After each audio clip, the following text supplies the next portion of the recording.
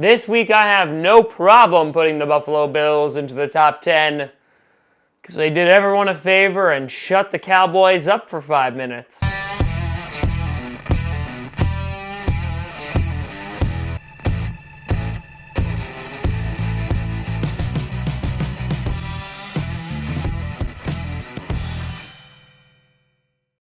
Grossi Posse Packer Nation, welcome to another episode of Packcast, the podcast where you don't do a Packers fan, but it sure does help. I am your host, Tom Grossi. The paths to the playoffs are becoming a little bit clearer on the AFC and NFC side as you're starting to see some teams break away from the pack, but not that pack because we're still in that pack. It's like a wolf pack, but with Packers. So let's break down starting with number 10, and you have your 9-3 Buffalo Bills. You did it, Bills. 2 weeks in a row on Grossi's rankings. That's it. That calls for confetti,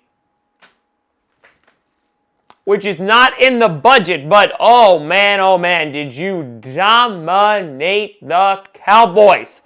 And listen, you have the chance to shut up every single hater ever if you're able to pull off a win against the Ravens next week. But your defense made Dak look like, ugh. And they want to pay him $40 million. And so, yeah, you have a crazy game coming up next week. But look, and considering how the Patriots have been doing, you also have a shot at the division. You obviously have to beat New England and hope that the Patriots fall off a little bit. But they got a tough game next week too, so who knows? I'm saying there's a chance. Then at number 9, you have the 8-4 Minnesota Vikings after a hard-fought game on Monday night. They had plenty of opportunities to win the game, and Kirk Cousins, he struggled a little bit, but it's not completely his fault. The Seattle pass rush was pretty darn effective. Neither defense really wowed me, but wow. Speaking of wowed, that Vikings defense, man, you got holes. Dalvin Cook obviously got injured during the game with a shoulder injury.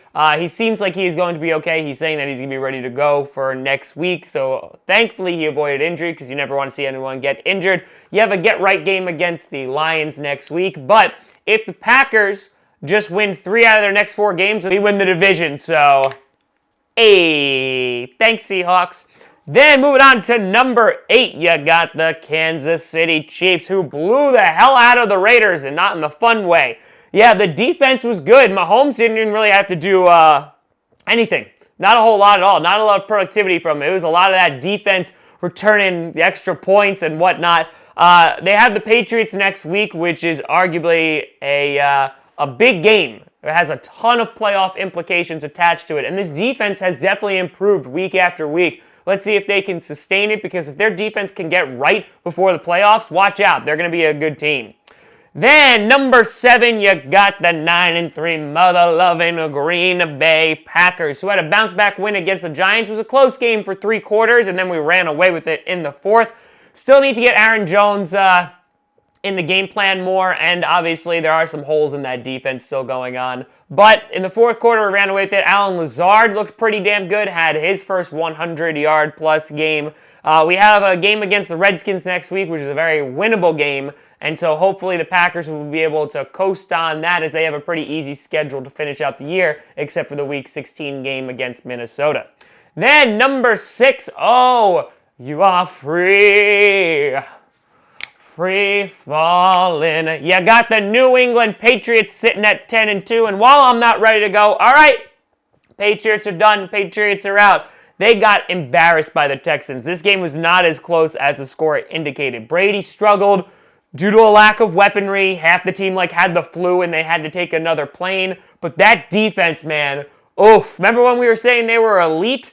Not against Deshaun Watson and co. Deshaun Watson tore that defense up and made it look easy. And so now the Patriots are sitting at 10-2, no longer in the number 1 seed of the AFC. But again, they could still reclaim it. I don't think they will. But they still have a great shot at getting a second-round bye. But the way that the Patriots have been playing recently is not exciting anybody. And with a tough game, which is the last of their tough games before they face the Bills against the Chiefs, they could be in trouble real quick. Then number 5, you have the 8-4 Houston Texans. I was debating putting the Texans below this because, again, the problem with the Texans is consistency. They get blown out by the Ravens, and then they have a really good game against the Patriots. But it was a brilliant performance against the Pats. The defense was able to step up, gave Brady fits.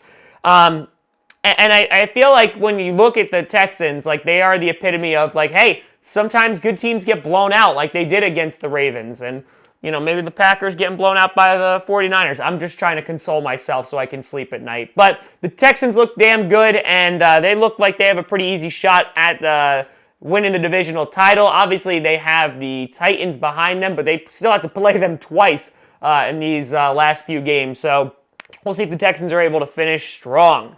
Then, number 4, you got the 10-2 New Orleans Saints, who took care of business against the Falcons. It's not beautiful, but, they avenged their loss earlier in the season. They need to clean up some things, especially on their special teams, especially on their onside kick coverage, because the Falcons got 3 in a row. And so the Falcons in the last second decided to make this really, really exciting, but then they're no longer in playoff contention.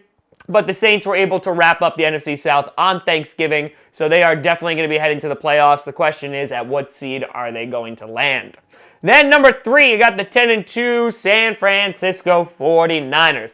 A really hard-fought game in which could be a Super Bowl preview against the Ravens. They obviously are getting knocked down to the number 5 seed in the NFC because that's just how the NFC be sometimes. But they're a great team still. They have another tough game against the Saints next week, which again has a ton of playoff implications. And then their schedule eases up a little bit until they have to have the finale with the Seahawks, which may be for the division, maybe for the number 1 or the number 2 seed. We shall see.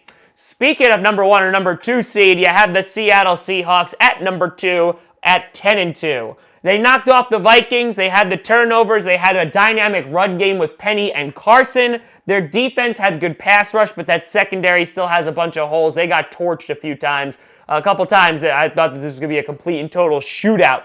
But the Seahawks have been playing damn good football as of late. And while there is still the question of consistency, they obviously were able to beat the 49ers. Not by much and with some luck, but hey, a win is a win. And so right now I have the Seahawks just slightly above the 49ers, but hey, that's subject to change. If the 49ers beat the Saints, they'll be heading back on up. And then number 1, of course, they've been there for 2 weeks already. What's a third week? I've been calling it now 4 weeks. The 10-2 Baltimore Ravens winning 20-17 with the last-second field goal by the man Justin Tucker to beat the 49ers.